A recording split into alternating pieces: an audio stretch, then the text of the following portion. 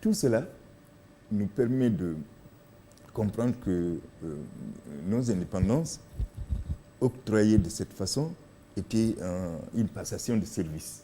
Était une passation de service. De service. Et ceux qui ont pris le relais étaient presque des Français. Ils étaient français. Donc, il fallait être, par exemple, au Sénégal, il fallait être agrégé, grammairien, maîtrisant le français. C'est pourquoi il y a eu le bureau organisation et méthode. Et on le regrette aujourd'hui, puisque c'était bien organisé, puisque c'était à l'image de l'administration de l'autre côté. Et les gens s'y trouvaient. Maintenant, beaucoup de gens le regrettent. Ah, oh, le temps passé.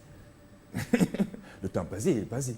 Maintenant, c'est Didier Boubs qui est en costume cravate, avec ses... Oui, mais je ne sais pas comment ça s'appelle. Donc, je ne le dis pas, ce n'est pas des blagues en réalité.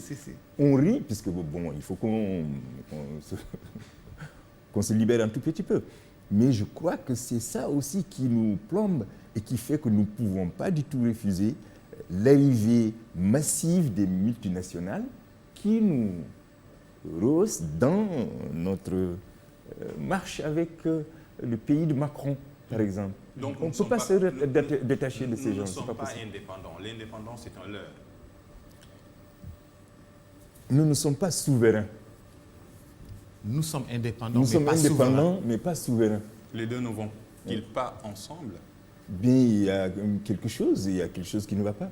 Être indépendant, nous le sommes, puisque nous gouvernons, mais notre souveraineté est liée organiquement aux autres. Puisque vous voyez toujours qu'on y va. Même au temps des oppositions les plus dures, tous ces opposants qui sont arrivés au pouvoir et qui s'accrochent au pouvoir se sont réfugiés là-bas. Les Alpha Condé, les Ibeka, ils ont tous été là-bas. Et quand un président africain est élu, la première chose, c'est de trouver un chemin pour être sur le perron de l'Élysée.